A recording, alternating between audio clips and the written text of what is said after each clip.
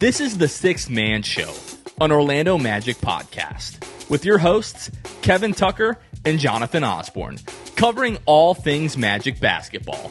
By fans, for fans. Go Magic!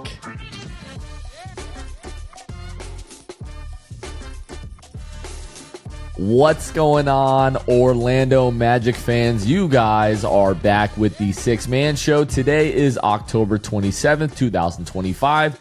Jonathan Osborne here. As always, you know I am joined by my co-host, Kevin Tucker. Kevin, what's going on, man? How the heck are you?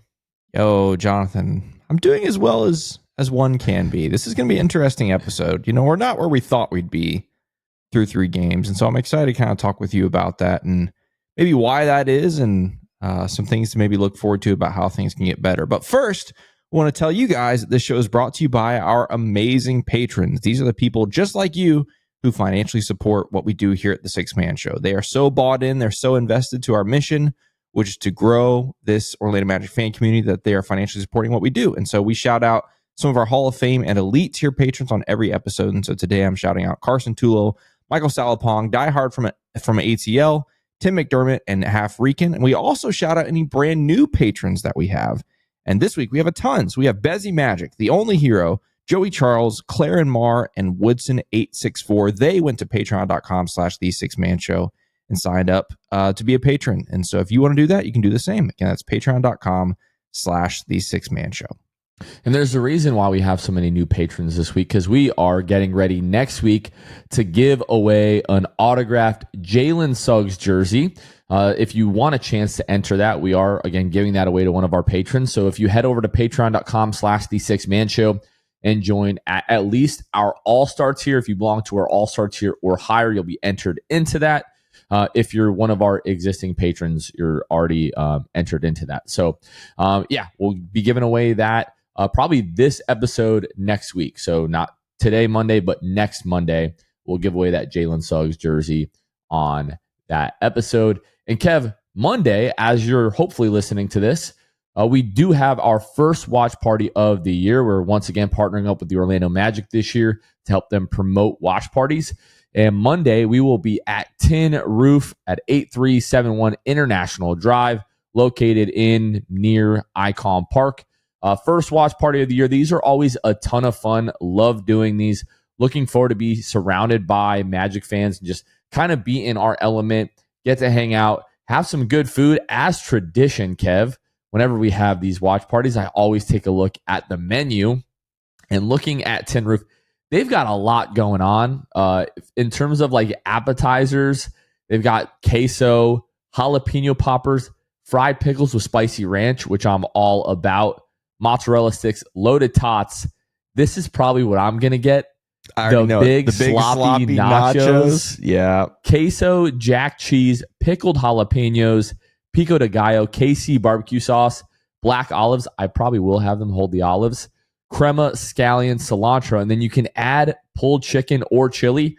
I'm probably going to have them add chili to that one. Wow. I know you're a big nacho guy. Are you an olive guy? I am not an olive guy. I'll throw some olives on nachos. You know, that wouldn't bother me. But I'm not one to just, pop olives by themselves. I do know some people. One of my siblings does that. They'll just eat olives just straight out of the jar as a casual snack. That's not me. But nachos, absolutely calling my name. Chili is an interesting choice, though. Chicken over chili.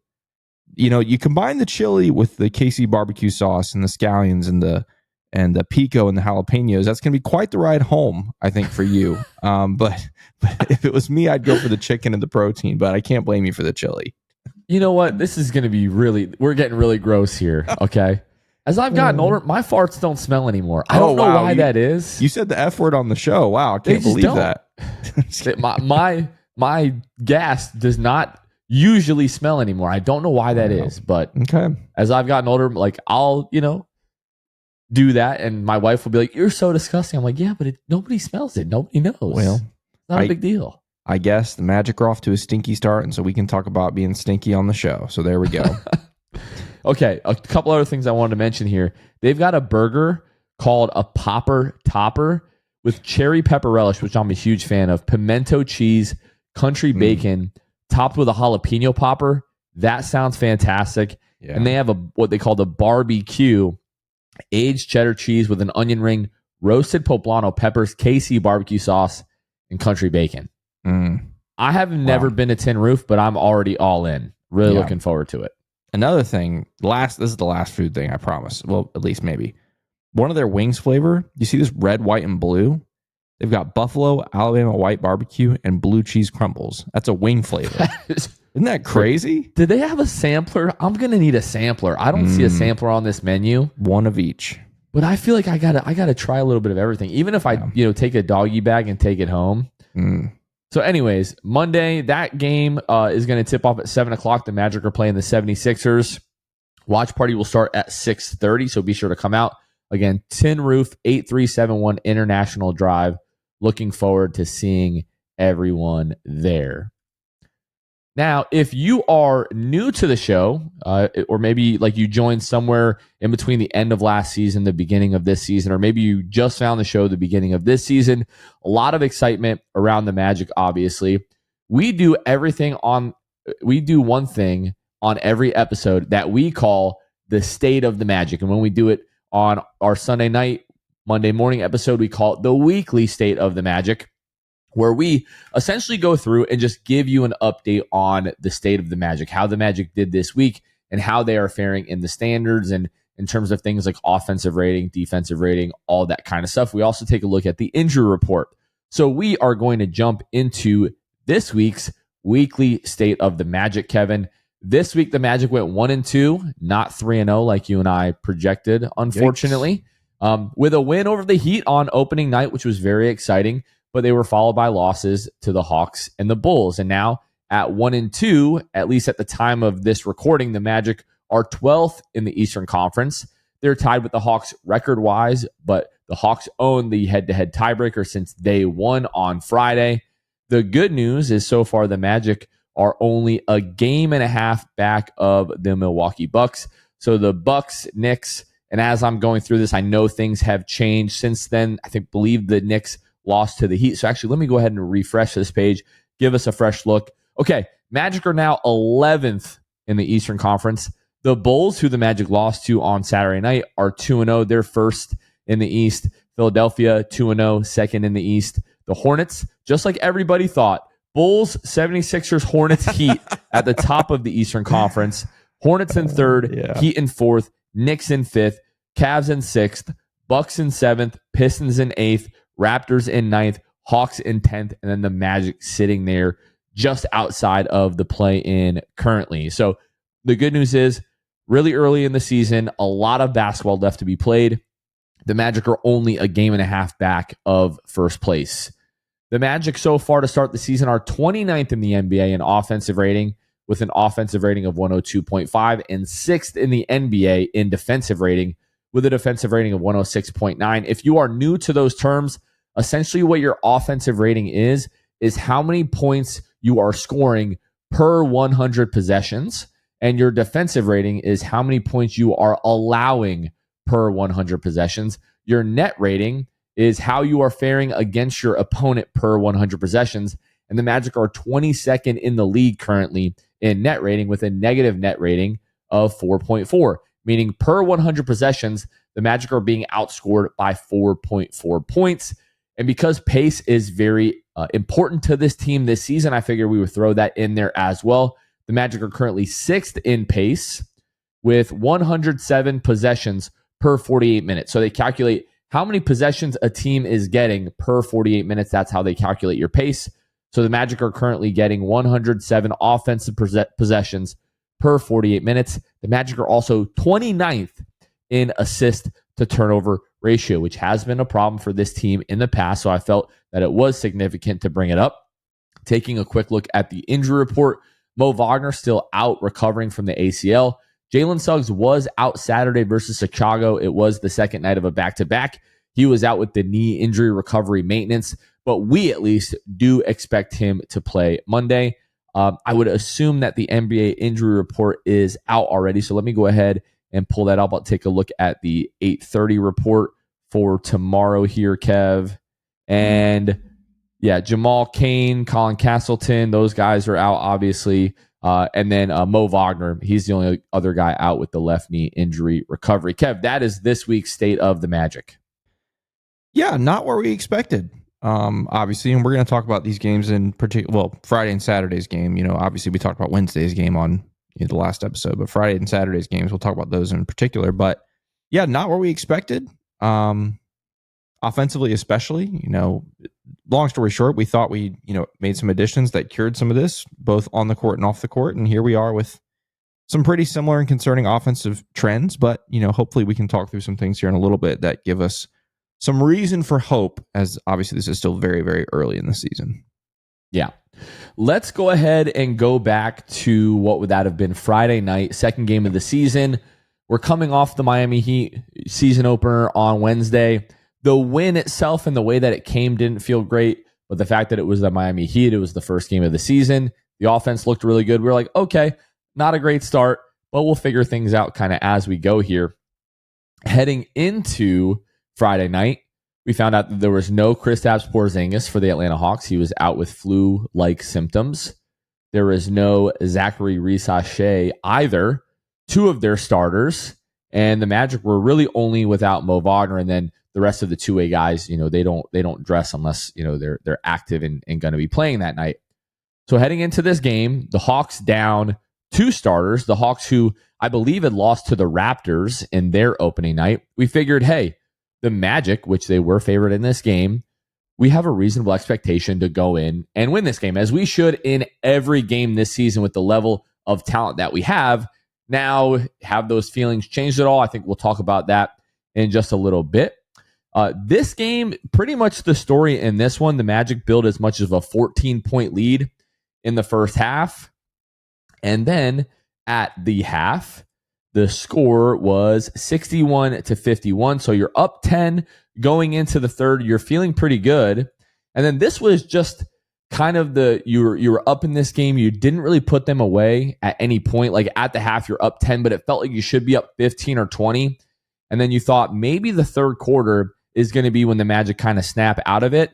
And it looked like last year's third quarter Orlando Magic. 25 points. They get outscored 25-27 in that third. Shoot 8 of 17, good for 47% from the floor, 2 of 8 from behind the arc. In a game where they missed a lot of free throws, they did make all 7 of their free throws in the third quarter. But the fourth quarter, as this game got close, and you heard David, you heard Jeff talk about it at multiple times on the broadcast, the Magic just not really able to put this team away. It was like, hey, the longer that you let this team hang around, they're going to start to build confidence. And down the stretch of this game, they're going to believe that they can beat you. And that was led by Trae Young's 11 fourth quarter points in 7 minutes, 40 seconds of the fourth. They outscored the Magic 33-21. The Magic shot 7 of 22 from the floor in the fourth, 0 of 7 from behind the arc, 7 of 10 at the free throw line. And down the stretch, Jalen Suggs has a layup to tie the game with 54 seconds to go. Then Trae Young, I believe it was the floater that he hit after that. Yes, to put them up 107-105, 46 seconds to go. Then Suggs ties the game 107 with 38 seconds to go. Trae Young is fouled, makes both free throws, and the Magic have the ball with 21 seconds to go. Inbound the ball to Desmond Bane. He tries to get into an action. Doesn't look like the shot is there. Gives it to Paolo Banchero, and then Paolo Banchero took one of the worst shots that we've seen of him in his career with 10 seconds left on the clock. He shoots like a 25-foot fading jumper like to the right, where it seemed like he thought the clock was running out and he just had to get a shot up. He misses that. They get the ball back. We have no choice but to foul. Hawks win this game 111-107. I was irate after this game with what we saw. The offense didn't look great. The defense has not looked great through the first 2 games, and now we know through the first 3 games. And it just hasn't really felt like the same, Magic team that's really, really gritty and is going to, beat you up and grind out a win. We just hadn't really seen that through 2 games. But what were your takeaways from this, Kevin? We'll take a look at the box score, obviously.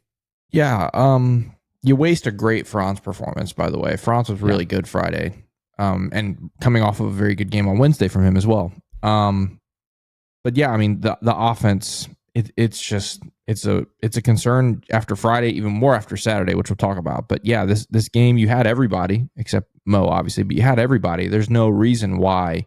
You can look at Saturday's game. Again, we'll talk about that in a second. But no Jalen. It's a proven fact that this team plays better with Jalen Suggs, obviously.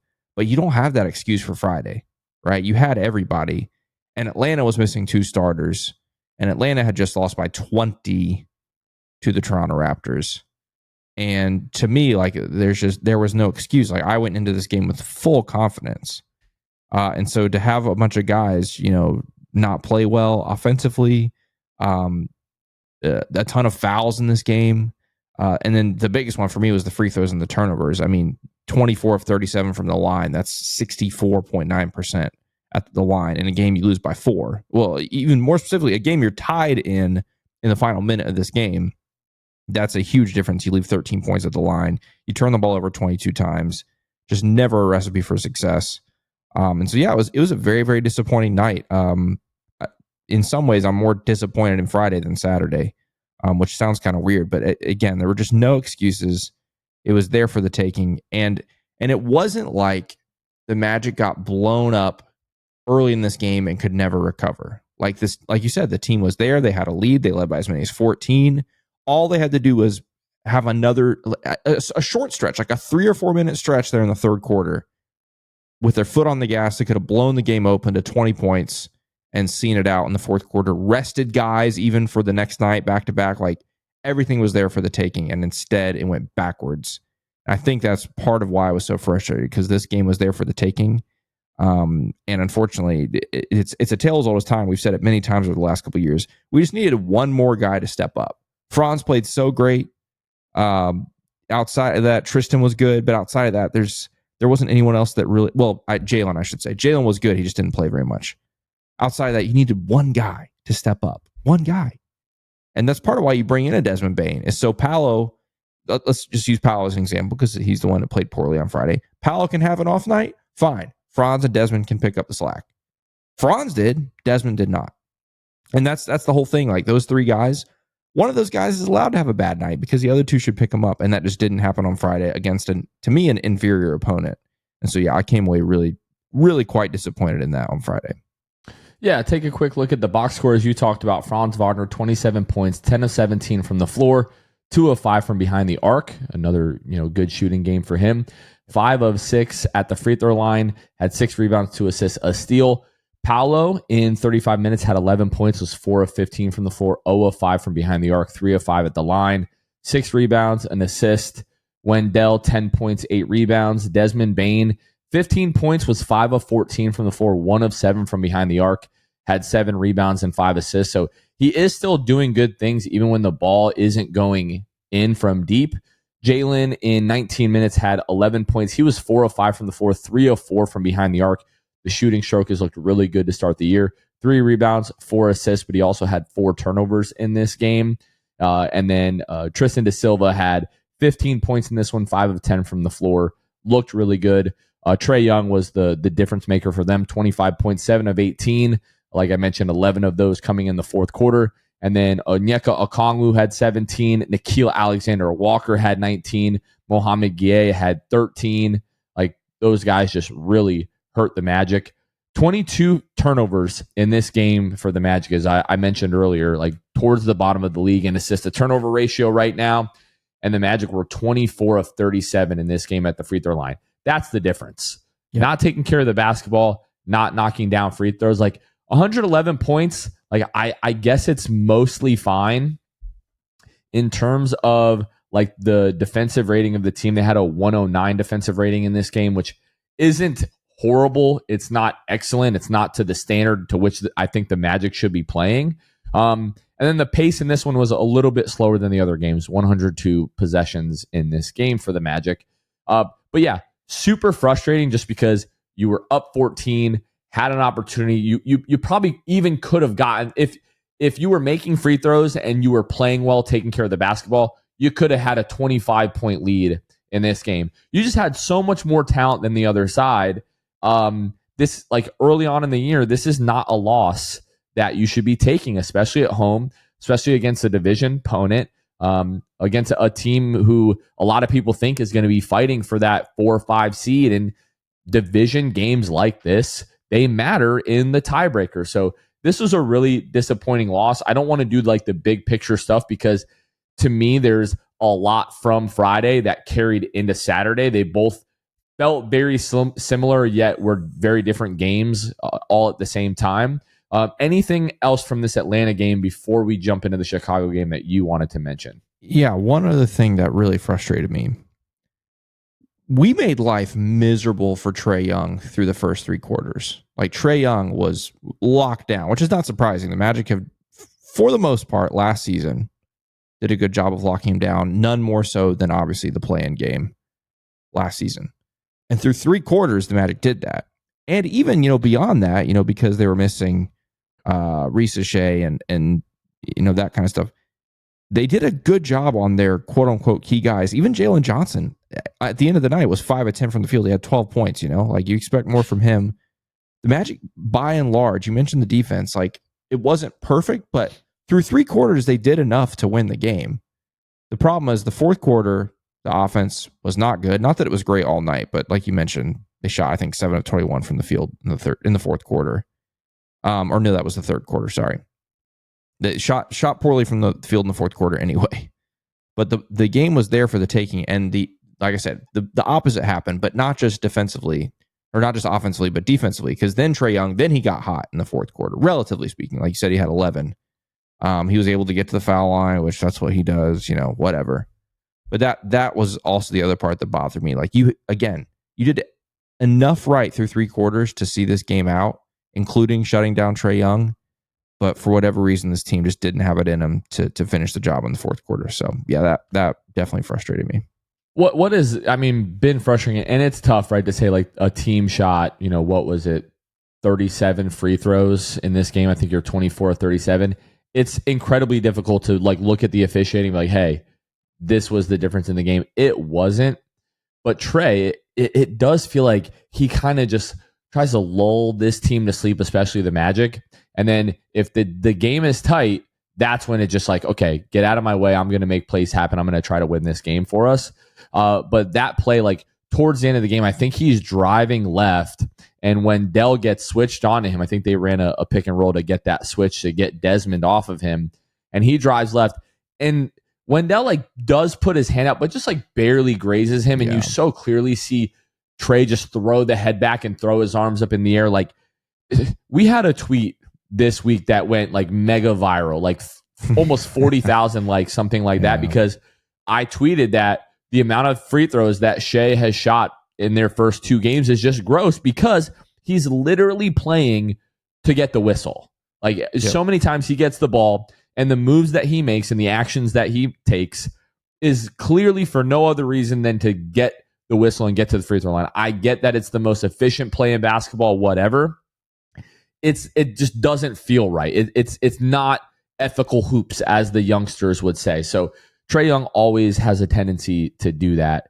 And the officiating just does not feel like the Magic are getting any type of consistency in the calls in any of these games.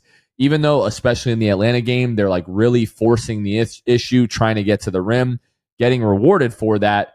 But then you do see instances of guys just getting absolutely hacked, no whistle, and then a guy barely getting touched on the other end. And that's something that has been a trend through the first 3 games, and a lot of people have talked about that.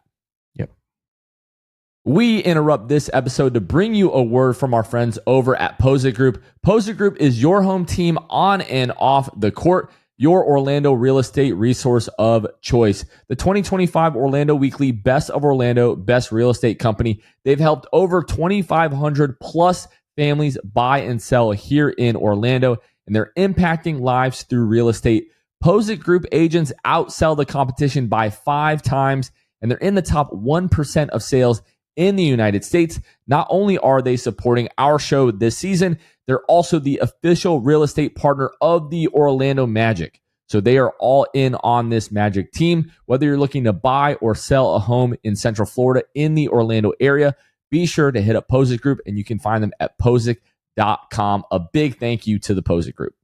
Absolutely. Jonathan, did you know that you can get 10% off your order at Jam Hot Chicken by using Sixth Man. No as the code. way. It's true. SIXTHMAN.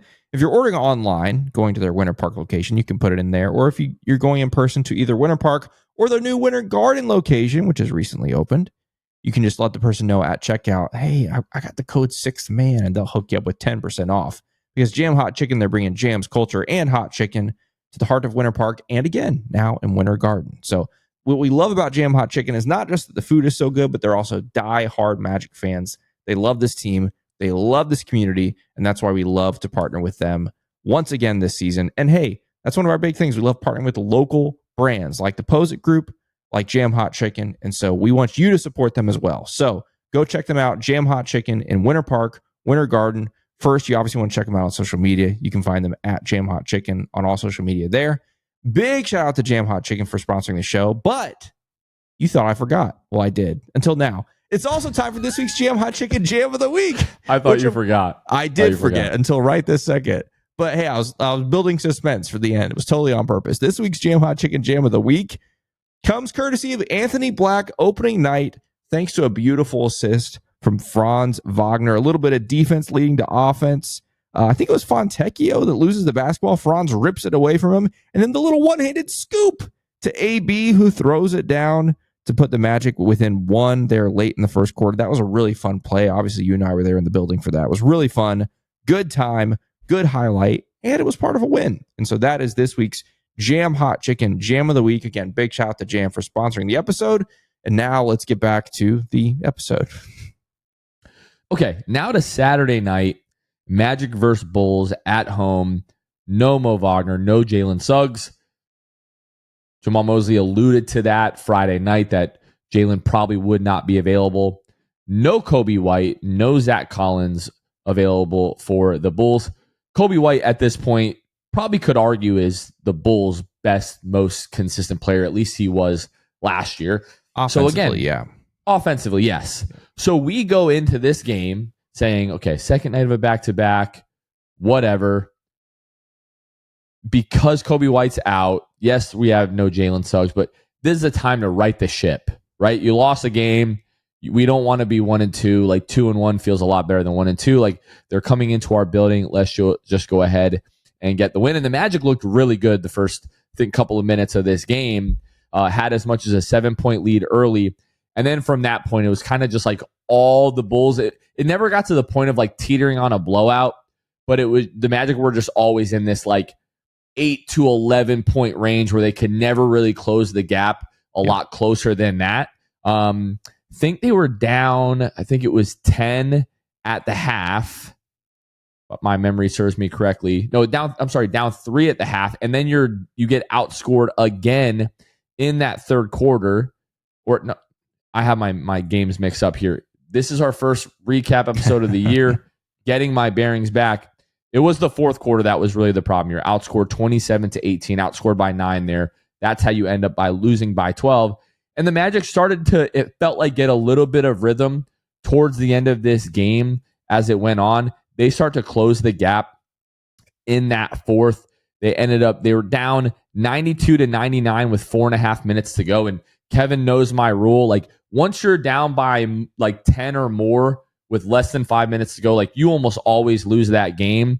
So Wendell splits his free throws, right? Gets fouled, splits his free throws. You're down 7.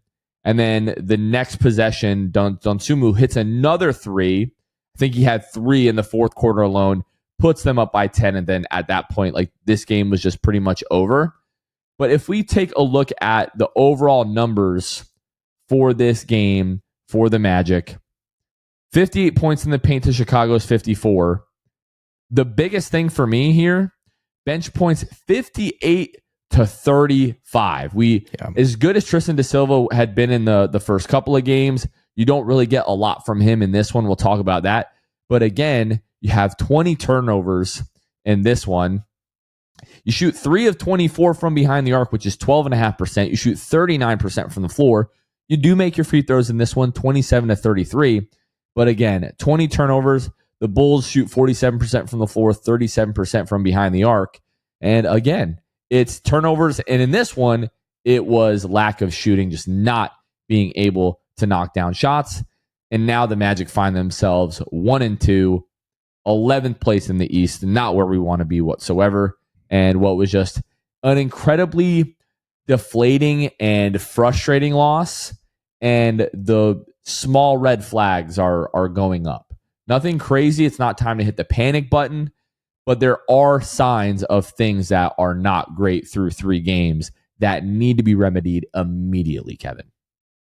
Yeah, this game for me, obviously frustrating. Obviously, in a vacuum, like the result is frustrating. And even in the moment, obviously, it was frustrating to watch your team make 3 threes over the course of 2.5 hours. Like, that's terrible, right? I get that. For me, I this game actually bothered me less than Friday because a couple of reasons. First and foremost, it's a back-to-back, right? Second year without Jalen Suggs, right? Fine. Third, though, this team hadn't played consistent basketball since April. You turn around, you play 4 preseason games over the span of just about 3 weeks, pretty much, right? Very, very spread out games. And then the season starts, and then boom, you got to play 3 games in 4 nights. And this was that 3rd game of 4 nights.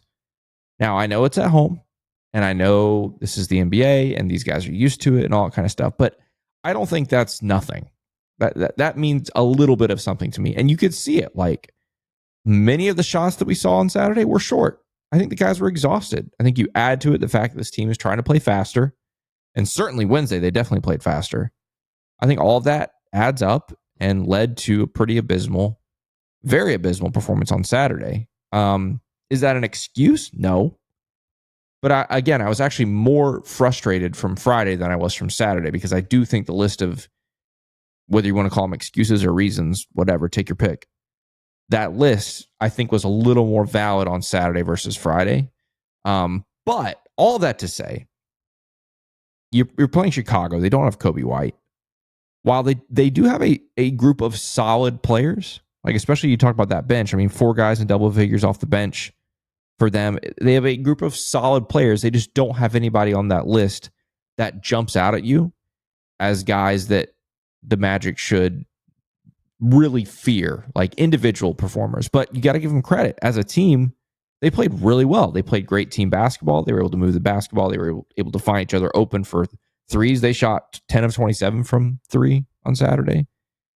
And so I think that's really where the frustration lies for me in this game, is that, again, we've got bigger dogs. We've got Paolo, we've got Desmond Bane, we've got Franz Wagner. And the fact that the 3 of those guys alone couldn't beat that band of brothers from Chicago, I think, is the frustrating part. And I know it's the second night of a back-to-back and all those things, but there's still some frustration from me when it comes to that.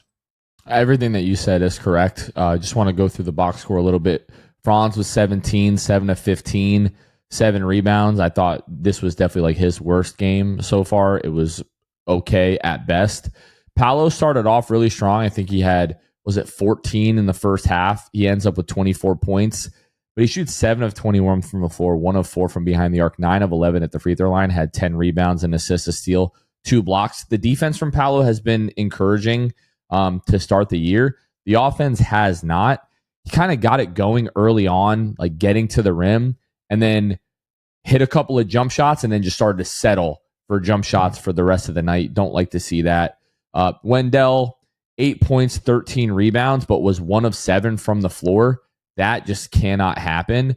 Desmond was like pretty good in terms of like his efficiency, 14.7 of 12 from the floor, but 0 of 2 from behind the arc. Just has to get more volume, has to find a way to get more volume. 24 3-point attempts as a team just is not good enough, especially when you were trailing for so much of this game.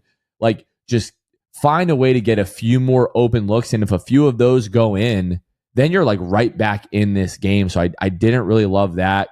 Yeah. Tyus Jones, we are going to have a Tyus Jones segment, so I'm going to jump right over him. Anthony Black, this is Anthony Black's best game so far, preseason or regular. 29 minutes, 19 points, 6 of 9 from the floor, 1 of 3 from behind the arc. Got to the free throw line 6 times, made all 6. 5 rebounds, an assist, a steal, a block, but did have 5 turnovers. You don't want to see that. This was Tristan Wirth's game. 8 points, 3 of 11 from the floor, 0 of 6 from behind the arc. And everybody else was like super forgettable. Goga had 17 minutes in this one, a minus 18, had 9 rebounds, but was 1 of 1 from the floor in 17 minutes. Some people were like, oh, Goga's been really good. I'm not seeing that. J.I., we will talk about J.I., but he had 5.5 minutes in this game, was 1 of 2 from the floor. And Jace Richardson made his NBA debut. He played 8 minutes, all in one stint, was 1 of 3 from the floor. I thought he looked okay. He looked like a rookie, to just be perfectly frank. Yeah. Super disappointing game. The reason that this game was so disappointing for me is because you were compounding it on top of Friday's game, and now it's 2 losses in a row. You're 1-2. The team has not looked almost at all what we thought they could look like, or what they could look like outside of like the last 6 minutes of the Miami game. Like when it was put up or shut up time, you've got to make plays, you've got to be able to win. They locked in. Like the first 43 minutes of that Heat game, the offense was fantastic, but the last 5 minutes was like offense, defense, this idea of what this team could be like realized. But we haven't seen it outside of that stretch. Like they've had some good stretches defensively, a lot of rough stretches offensively. But what this team like really should be able to look like on both sides of the ball, we've seen that, what are we talking about? 144 minutes in 3 games, and we've seen it for like 5 or 6 minutes total. That is not really super encouraging. I know we'll talk through like each individual guy, kind of how they've looked and everything, but that's what has been most frustrating for me, is that even though you won the first game, it was the first game. Everybody's like, it's okay. We're willing to overlook the warts because it's the first game and it's Miami and it was so much fun and Jalen's back and everything's great. You take that, like the Magic are 5-6 minutes away from being 0-3. Mm-hmm. Like they were losing that Miami game. It did not look good until Jalen Suggs came in, gave them the shot in the arm the last few minutes. Him, Desmond, Dell making plays, they win you that game. Outside of that, you're 0-3. Yeah. And that is just not good. It's not at all what we expected. We came into the season. We've been talking about it since June, for heaven's sake, that this team is for real. Now is the time to go all in. They're contenders. And what comes along with that is the bar has to be higher. Some people are saying, oh, you're overreacting. You're too emotional. It's the first week of the season. Things are going to take time. All of that can be true, but at the same time, we've been telling everybody, we've been telling ourselves that this team could be a contender, and so far, they don't look the part. They look so far from that, and to me, that's why after this game, folks, I didn't even watch the post-game live. Call me a casual, call me whatever you want. I was just like, for my mental health, I had to go outside, I had to go for a walk, take a breather, look up at the stars, come inside, shut all the lights off. I went right to bed after this game. Because so far, we have not gotten what we were promised. Yeah, definitely true. And there's reasons to be concerned. I think part of it is like we're seeing things that we've seen for years now. That already is exactly through 3 correct. games. And part of it is, schematically, and part of it is the worst part was Saturday going 3 of 24 from 3. It's just like, how are we doing this again? We thought last season was just the biggest fluke, but now you start to wonder if we're cursed. You got guys like Desmond Bane who are Desmond Bane and Tyus Jones, who are historically great shooters that come to Orlando, and now all of a sudden, both of them combined went 0 of 4 in this game from 3. And you add Desmond Bane over the course of both of those and games. And you were 9 of 1 Friday, which isn't great. Right, exactly. Yeah, not great. Tyus Jones hasn't hit a 3. And I know you said we're going to have a Tyus Jones conversation, but I'm just saying, Tyus Jones hasn't hit the broadside of a barn with a tractor trailer. But that's what I'm saying. Like, these guys are historically very good shooters, and they come to Orlando and they can't shoot. And it's not because they aren't open. Like, there's tons of open shots here. It's not like every 3 is contested and we're forcing and blah, blah, blah. These are open shots by professional NBA players. Why is this happening to us? Like, what have we done to deserve this? Here we are. We're in another season where this is happening, and it's hard to believe. Especially because Jamal said that after the game on Saturday. He said, I would be worried if the process wasn't really good and we weren't getting good shots. They are. Right. They are. But that's the thing. Like Wednesday, for all the like you said, the Magic didn't play great on Wednesday, and they barely eked out the game. At least we shot the ball well on Wednesday. What? You know where we are in terms of 3-point percentage? Oh, last probably, right? Dead last. Yeah, of course. Dead freaking last. But the problem, Jonathan, is that's after Wednesday. Wednesday we shot 40% from three, I think, on Wednesday against Miami. But that's what happens when you shoot 12.5% on Saturday. You just plummet to the bottom of the league. And so, yeah, look, here's the thing. Through 3 games, the Magic have not been what we expected. That's true. But look around the rest of the league. Almost every team has already had at least 1 or 2 performances like that. I mean, you just mentioned earlier, the Knicks lost to Miami. The Magic already beat Miami. Okay? The Knicks lost to Miami on Sunday. You look around the league, I mean, Detroit had a terrible loss. Well, we thought it was terrible. It was to Chicago, and now Chicago's 2-0, so who knows? They lost night 1. Chicago's the best defensive team in the league so far, partly because they played us, and they played us couldn't hit anything. Saturday. Right, yeah. The Spurs are 3-0. I don't think now the Spurs haven't had a ton of competition there, but like the Clippers, they lost by 20 to the Jazz night 1. The Phoenix Suns, they're not going to be that good. Doesn't really matter. But Timberwolves, you go through the list, like all these teams that you expect to be competitive, they've all had some losses. And so I'm not sitting here hitting the panic button like you. Long way to go. Wait a minute. You mean what? You're not hitting it? That's what I said. Okay, but the way that you said it was like I'm not hitting it like you thought I was. But no. I understand you what you're saying. You opened the segment saying you're not. Yeah, hitting it. I'm saying okay. I was like, hey, wait a minute. I literally said don't hit the panic button. How did you hit the panic? No, I'm just kidding. I too am not hitting it yet, but I do agree there are some warning signs.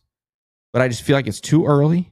I feel like I personally am putting a lot of stock in playing 3 games in 4 nights to start the season when you haven't played consistent basketball in 6 months. I put a lot of stock into that, rightly or wrongly. I don't know. But I'm not hitting the panic button yet. Long way to go. A lot of basketball to be played. But here's the thing. This week, I know we're early. Another back-to-back already. I was just looking to see, all right, maybe we don't have a back-to-back for like a week and a half or 2 weeks and like, boom, here's another one. It's another 3 games in 4 nights coming up. And we'll get to the week ahead later, I know. But the competition this week, a lot of winnable games. I know they're on the road, but the Magic have a chance to bounce back and to get right back in the swing of things. And I think they'll do it, but we'll see.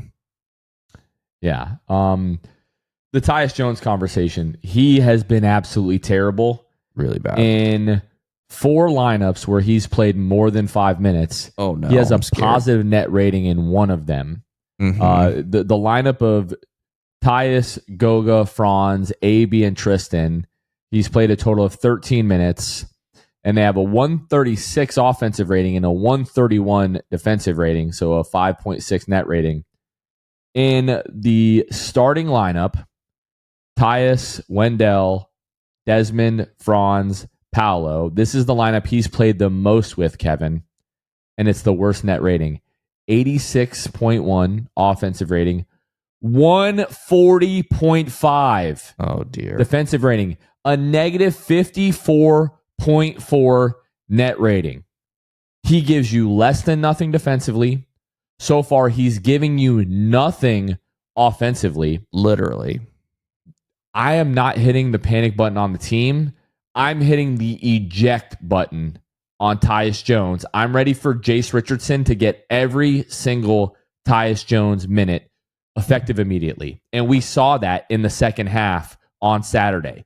Tyus Jones was benched for I almost said Jet Howard. Jet Howard Richardson. did play Yeah.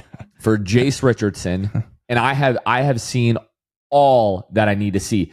And not all this has to do with like, oh, Tyus is just so bad that you can't play him.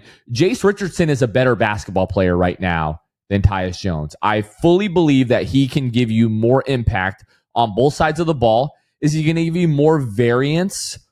Maybe, but Tyus's variance has been all bad so far. Like, I'm not seeing any of the good. Oh, he helps calm down the team. We've been borderline the worst offense in the league. Please spare me that. Yeah. There's no reason to play Tyus Jones. I know it's super early. I've seen all that I need to see. You mentioned it that Jace looked like a rookie on Saturday, and it was still better than Tyus. Still better than Tyus. It was better. It was better. It was more active, more engaged. and just brought you more, especially I think on the defensive end. I think he was staying in front of guys. I was like, oh, what a relief this is. Staying in front of guys, getting rebounds, and did he knock down a three? No. But right now, I trust, based on preseason, I trust him to make his open threes more than Tyus, because Tyus is still over. I think he had 1, maybe 2 threes in preseason, maybe. So I don't know. I'm with you. Yeah, I'd like to think there's a world in which Tyus can bounce back and figure it out and contribute, but there's just been no signs of that. Zero even hint. It's not like there's been I can't look back and think to a couple possessions where we saw glimpses of it. Oh, this is what Tyus can do for this team. There hasn't even been that. We haven't even sniffed it. And so for that reason, I'm out, as they say in Shark Tank. And meanwhile, so negative, I think it was negative 54.5 or something like that. Yeah. In Tyus's net rating with the starters.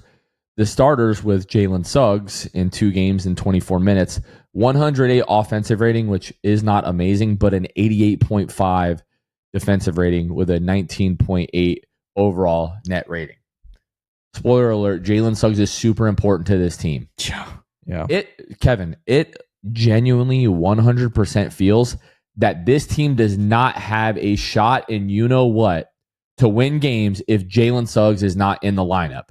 The energy doesn't feel the same. The defense at any point does not feel the same. And they don't play with the same chip on their shoulder and the same grit if Jalen Suggs isn't in the lineup. Last year, somehow, I think we even underrated how important the loss of Jalen Suggs and both Mo Wagner were to this team in the way they just kind of fell off of a cliff. Yeah. If those guys don't play, I don't think this team can be as good as we expect them to play. So now I'm thinking hey, the second unit, whether it's J.I. or it's Goga, neither of those guys have looked that great in my opinion. And now I'm wondering is the second unit not going to look that good at any point until Mo Wagner is back? Goga in recent years hasn't looked that good in the second unit. And then when Wendell's had injuries and Goga's been inserted into the starting lineup, it's whoa, look how good Goga is when he starts. And then when he's not starting, he goes through these ebbs and flows of looking incredible, looking like one of the best backup bigs in the league, to looking completely invisible in the way that he looked to me, especially on Saturday night. Yeah, and I think that's part of. Yeah, I mean, here's the thing with Mo. You want him back ASAP and all those things. In my mind, but coming into the season, having Goga there, having J.I. potentially able to play there was going to be enough. And I honestly still think it is. I'm not Goga doesn't have me worried. I think Goga still knows his role and he does the things that he does. I don't sit here through 3 games and think the backup bigs are the reason why we're in this spot. But they're not helping. I know. I'm saying not that you're saying that, but I think that we know what Goga is. We know what Goga brings. He's not going to impact the game offensively outside of getting offensive rebounds. I mean, he's trying taking threes and that's not working either. Not that he's taking a ton, but I just think for me, it's we should not have to rely on Goga Batadze to win basketball games. There are just so many other spots that should be responsible for that. That in my mind, Goga is one of those just filler guys. He has a role, he plays it, he does it well. And so to me, I need some other guys to step up and let Goga be Goga. That's kind of where I am with that. Well, we talked about this during, I guess, kind of our season preview where you threw out there that you're I think there's a chance that Jett Howard plays over J.I. And I said, not a chance, never happening, not in a million years. And that's exactly what we're seeing. Jett Howard is averaging 6.4 minutes per game right now. Jonathan Isaac is averaging 4.3. One game where he played 9 seconds on Friday right before the half. And we talked about it after opening night. We're oh, J.I. didn't really see the floor. And we go, half, yeah. we're like, oh, there's no way it was performance based, because if it was, Tyus would have been on the bench. We're like, oh yeah, ha ha ha. Like, we laughed about it, remember? Yeah. Oh, I do. Yeah. And now it's like, no, Jonathan Isaac just is not in the rotation, it seems like. Mm-hmm. And it's crazy to me. And when he has been on the floor, he's not making those impact plays. He's looked largely invisible in the minutes that he's on the floor. Now, I would argue nobody's really going to be able to get in any type of rhythm when they're playing 9 seconds in a game and they're averaging 4.3 minutes per game. But like what happened in training camp? What happened there? Like, the last preseason game, he looked awesome. Like, he looked like Jonathan Isaac. He looked like the guy that we needed him to be. And now all of a sudden he's just not in the starting lineup. And what it feels to me, Kevin, what it feels like it is a symptom of, and kind of indicative of what we see in the first 3 games, is it doesn't feel like the Magic have the same identity that they had last year. In fact, through 3 games, it doesn't feel like they have an identity. I'm not going as far to say it's like, no, this team doesn't have an identity anymore. They don't know how they want to play, blah, blah, blah. I'm at least fairly confident that their identity is still rooted in their defense, which they've talked about all offseason long, all preseason long. But through 3 games, we're not seeing them play to that standard. And a lot of people had this concern of there's going to be so much emphasis on offense, so much emphasis on pace. We know we're going to have to give a little bit of, defense to get the offense. But the decision to play Jet Howard over Jonathan Isaac, to me, feels like we're just trying to get another shooter out there. We're trying to get another guy who can handle the ball, who's a connective passer, and so on and so forth. I am still not convinced that this team overall is better with Jet Howard on the floor versus Jonathan Isaac. I have not yet been convinced that Jonathan Isaac just doesn't have it defensively anymore, even though he hasn't jumped off the screen at us. I am a little bit concerned that this team might be wading into territory of like, hey, we might be giving up too much defense in the pursuit of offense. I don't know. I don't know either yet. I can't say anything conclusive, but it's like, something doesn't feel the same here. See, my thing, I want to go back to the Jonathan Isaac thing. I haven't seen anything from certainly the regular season, and outside of that small, the final game of the preseason against New Orleans. Outside of that, I haven't seen anything in preseason or regular season that suggests he would add something enough to this team to justify him playing. I really haven't, and maybe I've missed it, but at least Jet Howard isn't there. Well, the offense is, zero help there. But even at least Jet Howard was knocking down shots preseason, and then he went 1 of 2, I think, and played well. And played well. And so to me, I see that the Jonathan Isaac stuff. I just don't see, and it's one thing like, let's say the offense is non-existent, which it is right now, but the defense, you saw him coming in and making major impactful plays like we've seen him play in the past. We just didn't see that. Again, it's not a ton of opportunity to do that, but you'd like to see at least 1 or 2 possessions where you're like, oh, there it is. And we haven't seen that. And so I can't really blame them so far. And obviously they know the team better than us. So whatever happens behind 100%. Closed doors and practices and training camp and all that kind of stuff, they have a pretty good grasp on that. And so, but yeah, it's a very interesting trend, especially like we just talked about. What does that mean when Mo Wagner comes back? If he's not playing now and Mo Wagner comes back, I think Goga doesn't play either. Well, that's the thing, though. Except, as you remember back when they both were healthy, the Jonathan Isaac, Mo Wagner combo was pretty legit for large stretches of 2023-24 season. They complemented each other very well because obviously J.I., very good defensively, Mo Wagner, very good offensively. And that duo worked. And so maybe there's a world in which that happens again this season when Mo comes back, but I don't know. It's very concerning, and you can add it to the list of storylines the Magic have had through 3 games. The thing that for me like kind of sucks, just because like I am a Jonathan Isaac fan, I want to see him be good and succeed as a member of this team. The thing that sucks to me is he had a really good season 2 years ago, wasn't great in the playoffs, but everybody not named Paolo wasn't great in the playoffs 2 years ago. And then they say, hey, we want you to put on 30 pounds and come into next season ready to play the 5 more.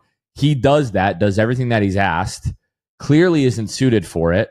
And then there's a conversation of, okay, we're going to have you drop the weight again and go back to your recent playing weight. And now it's a half into the season, and we're like, you're out of the rotation. To me, that just feels really crappy. Now, I know at the end of the day, we're not here to make friends. We're not here to help other people's feelings. We're here to win basketball games, and that should be the ultimate goal at the end of the day. But just on its face, to me, like, that's really crappy that you're giving Tyus Jones up until the second half of Saturday, you're giving him the longest leash of leashes, and he's actively killing you, and the numbers tell you that. But a guy who's been here now for 8 years and has done everything that you've asked, and the only thing that he's done wrong is his body has failed him. Now a half into the season, you're going to throw him out and like, oh, you're just not in the rotation now. To me, it just feels bad. And at the end of the day, that shouldn't be the number one thing that we're worrying about. But like, I'm hoping that he's going to get another opportunity, and then it's up to him to take advantage of the opportunity and show like, no, I do belong in this lineup. I believe I deserve to be in the rotation. I earn my spot in the rotation. The good news is he will get opportunities. That's the thing. Like, that's the beauty of an 82-game season. There's going to be injuries. There's going to be rest. There's going to be matchups. There's going to be all these things. Opportunities are going to come for everybody. Even Tyus Jones. Let's say he actually is pulled. Saturday wasn't just a fluke. Like, he's actually not in the rotation anymore. I would be surprised by that. But let's say it's true. There are going to be opportunities for him. Like, he's going to get opportunities later in the season. Pretty much everybody except for obviously the two-way guys and like Noah Penda, maybe. I think outside of that, everyone else is going to get opportunities this season. Not that he's not going to get opportunities, but consistent opportunities, I think they're going to be there. So I'm not worried that J.I. is gone. In the same vein, I don't think Tyus is gone either. And so there'll be opportunities. We'll see how that goes. Yeah. Honestly, though, like he's come into the league, right? Not come into the league, come into this team, has the reputation of being like this assist to turnover guy. So far, 2 assists a game to 1.3 turnovers. So that's not there. We needed him to knock down shots. He's literally shooting 0% from 3, 2.3 attempts so far through 3 games, hasn't made a single one. Yep. And he's terrible defensively. So this guy is actually quite literally giving you absolutely freaking nothing right now. And on average, he's been a negative 12 plus minus in each one of these games. So he just can't be on the floor right now. And negative 12 in not a lot of minutes, considering, he's probably averaging, I would guess, 19 minutes a game. Yeah, 19. Okay, 19 minutes a game minus, what'd you say, 12 in 19 minutes a game in games that were all single possession game or single digit games in the fourth quarter of all these games. And you got a guy who's minus double digits in 19 minutes a game. Do the math. Right. It's not good. Cooked, as the kids would say. Philip Rossman-Reich of Orlando Magic Daily put this out earlier today. I'm just going to read the tweet. It says, according to NBA.com's tracking stats, the Magic were 2 for 15 on shots, where the closest defender was 6+ feet away last night. Last night meaning Saturday night against the Bulls. So far on the season, they are shooting 21.6% on these shots, with 17 attempts per game so far this season. So what that means is when you are wide open, meaning your closest defender is 6+ feet away from you, we're shooting 21.6% on these shots. Kevin, are you ready for this? Last season, they were 35.1% on 18.8 attempts. So somehow, some way to start the season, we're shooting even worse. And not even worse, 14% worse on these wide open attempts. I'm just going to go out on a limb. I know we said this all season long. So folks, if you have been with us for at least a year, don't laugh when I say this. There's no way it continues to be this bad. I'm going to say that. We said it for an entire year last year. I'm going to start saying it again. There's no way it continues to be this bad. Deja vu. Famous last words. I can think back to a year ago, Jonathan, when I sat here at this desk and looked at you in this screen and heard you say the exact same thing. And we're back. Here we are, 2025. 50 times we said that. I know. It's hard to believe. Genuinely, it's hard to believe. Does not feel real. I also think it's not sustainable. And again, I think this week is going to be a very good opportunity to redeem some of that, redeem some of those numbers. And we'll talk about that here very soon. But it's hard. It doesn't make mathematical sense. It defies logic, defies explanation. But here we are again. Are you concerned at all about the defense? No. Okay. I'm really not. I'm not there yet. It doesn't feel great, but I'm not there yet. Like I expect them to wake up in Philadelphia. The thing is, like you mentioned, statistically speaking, the Magic haven't been horrendous defensively, right? If you I know, yeah, exactly. Rating. I know the eye test. You hate giving up a bunch of threes to Dosunmu. Like that doesn't feel good, obviously, right? You hate letting Trae Young to Dosunmu. No, it's not. It's not at all. I would love Dosunmu on this team. I think he's great. But again, the eye test is you don't want to be giving up points to a guy like more of a high level role player. He's a very high level role player, but that's not like it doesn't feel good to see him, especially I think when you can't shoot threes, it hurts. But like that doesn't feel good, the eye test. But statistically, you can't really be too angry about it.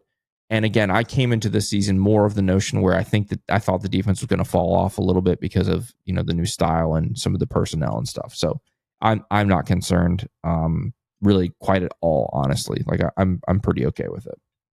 Through 3 games, in each of those games, the other team has been missing at worst their second best player. That's very Tyler true. Hero, Kristaps Porzingis, Kobe White.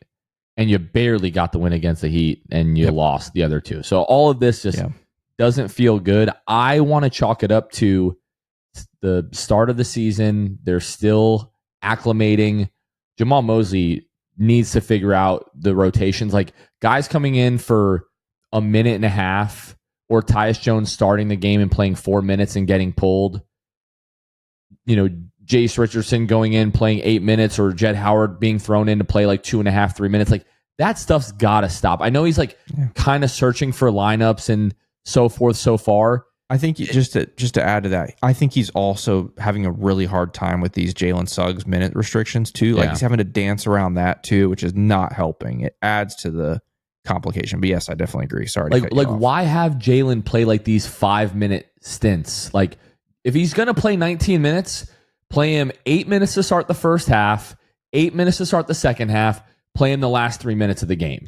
But that's the thing. Is that up to him? I don't think it is. I think especially based on 3 games, it feels like they're telling him play him in 5-minute stints. Like that it's been relatively consistent. Yeah. But that's the thing. Like that's coach. That's the problem. That's not the problem. That's the hierarchy of NBA basketball. The coach isn't the boss. That's the thing. Like at the end of the day, some places he is. Some places he is. In most places these days, he's not. It's the president of basketball. They don't let guys stick around long enough these days to have that kind of pull. Also true. It's the top of the front office. They're the bosses, and they get the input from the training staff and from all. Which these days it's an extensive, medical team, right? And the medical team gives their input, and the head of front office goes to coach and says, "Hey, this is what the training staff saying. Do X, Y, and Z." That's how it is in most places these days. And so I'm just reading between the lines. It feels like that's the playground that they've put this team in. Like you can stay within these boundaries and play, but outside of that, you gotta follow what we're saying. So I could be totally wrong on that. That's just how I've interpreted it through 3 games. Okay, I want to go through and talk about like some of the big dogs and how they've played so far. So Paolo Banchero, 35 minutes per game. He's averaging 19 points, shooting 34% from the floor, 16.7% from behind the arc, 75% at the free throw line. 75% at the free throw line I can live with. The rest of it, we cannot. It's been a slow start. We've seen Paolo Banchero have slow starts before. Had a slow start a couple of seasons ago. Then went on the road. They were in Utah, hits the game winner, has the now famous line, rough start, so what? This is what I do. I'm not concerned isn't the right word, but it doesn't feel great because he didn't really look super engaged in preseason.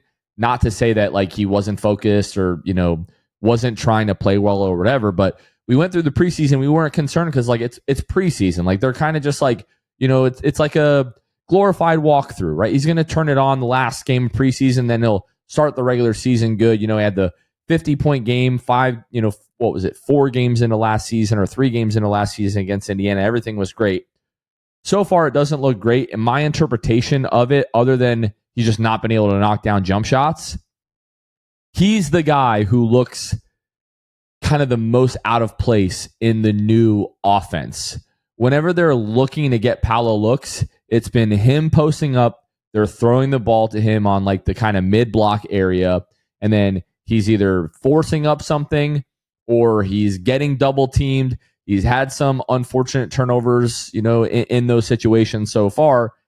He's also not getting the benefit of the whistle. There's been 4 or 5 scenarios in each of these games, which is crazy to say because he's shooting 9 free throws a game, but he's still not getting the calls that he should be getting, given the level of contact that he's getting on a lot of these drives and a lot of these attempts.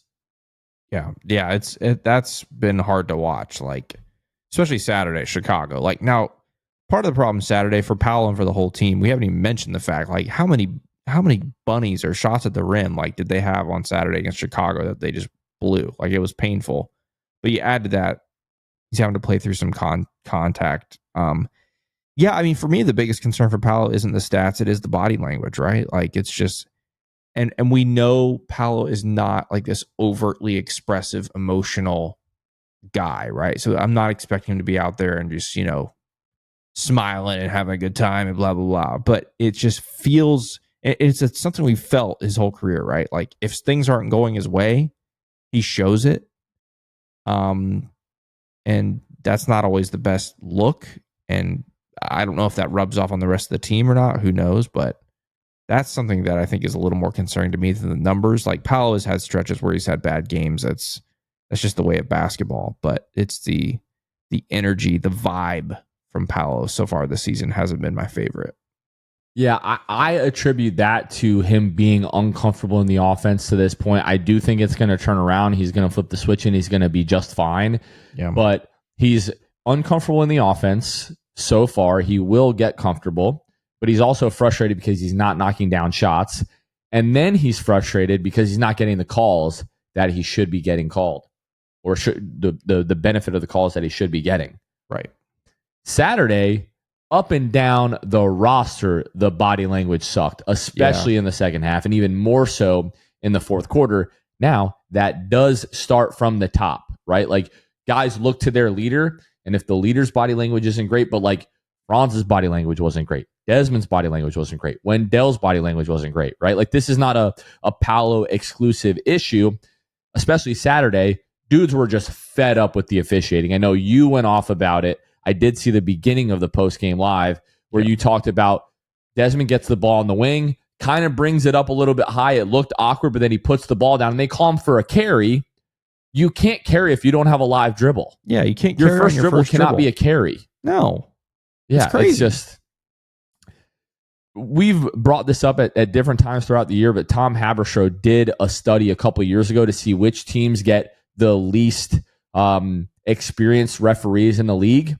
And the Magic were at the very top of that list. I don't think that has changed so far to start the season. The officiating crews have legitimately been terrible.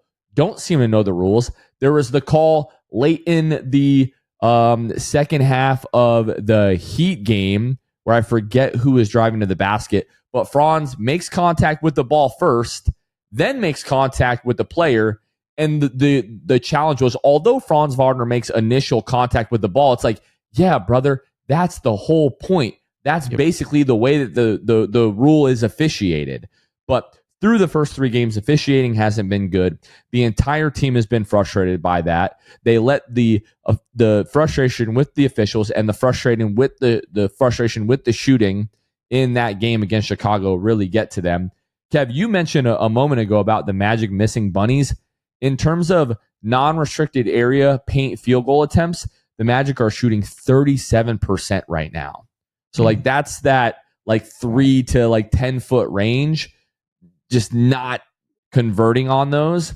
And then even at the rim right now, they're only converting on 66.7% of those, with the Clippers at 90%, the Lakers at 80%, the Suns at 77%. Like, they've been middle of the pack so far in terms of finishing at the rim. Next, I want to talk a little bit about Franz. 35 minutes, 22.7 points, 53% from the floor, 36% from behind the arc, which is a good sign.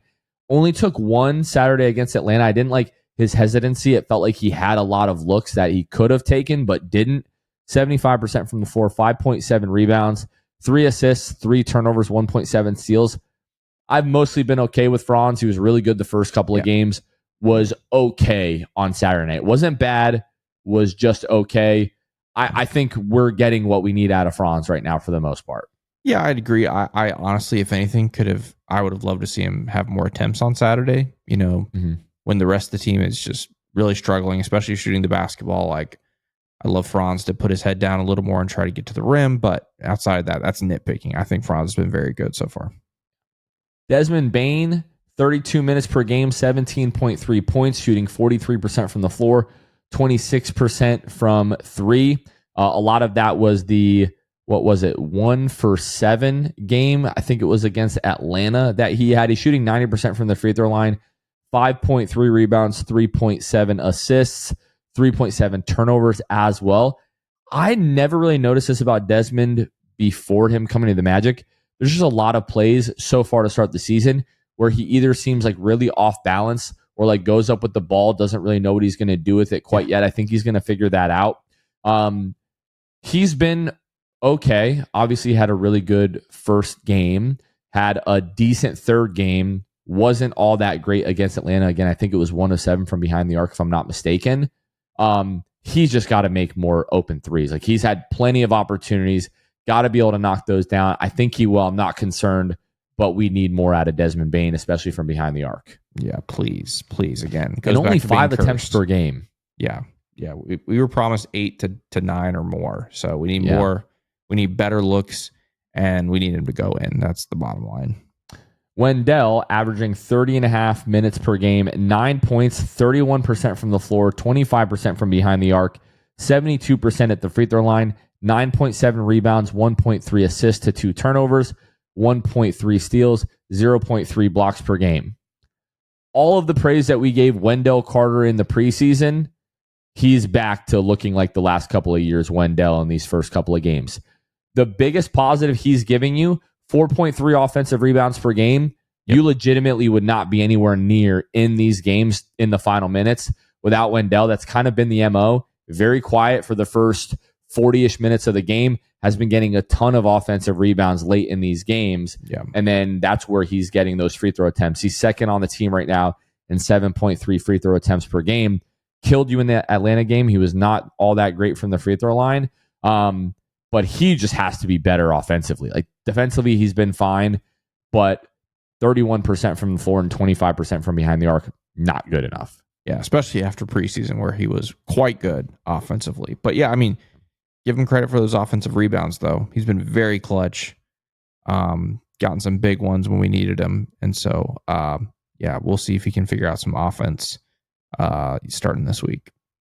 AB, really quiet first couple of games, was awesome against Chicago. He's averaging 24.7 minutes, 11.3 points, shooting 54.5% from the floor and 40% from behind the arc, adding 3.7 rebounds, 2 assists to 3 turnovers per game. He's got to clean that up. AB, I was pretty concerned the first couple of games and really all of preseason. This is the whole question. He looked great against Chicago. Can he keep that up? That is what we need from AB, that level of aggression, the level of shot making that he's had. He's got to be able to get to the rim, got to be able to get to the free throw line. Promising game Saturday. First couple of games didn't look great, but small sample size. Yeah, small sample size. How many games do we get to say that? How far into the season do we get to say small sample size? What, 10? I think 10. After 10, it starts to become a medium-sized sample size. Medium sample size, yeah. Small sample size right now. We've kind of talked about everybody else except Tristan. Was not good Saturday, but the first couple of games was really, really good. Really 22 minutes per game, 13 points per game, 44.8% from the floor, 33% from behind the arc, 80% at the free throw line, adding 3.3 rebounds, 1.3 assists to 0.7 turnovers, and adding a steal per game. Tristan's been pretty good. He's a guy who you're not going to be able to count on probably every single night. But if we get 2 out of 3 with Tristan's in for a really good season. And if everybody else figures out their crap, the Magic should be in for a really good season as well. Yeah, absolutely. I hope so. I think we are. Again, not hitting the panic button. Long way to go. I still feel good about the season, but we gotta see some things starting this week to help me continue feeling that way. All right, now let's bring back our segment, The Week Ahead. I remembered it this time. Every Sunday, or we record Sunday night, you guys are hearing this Monday morning, we take a look at the week ahead, go ahead and give our predictions. Kevin, this week the Magic are in Philly on Monday. They take on the 76ers at 7 o'clock.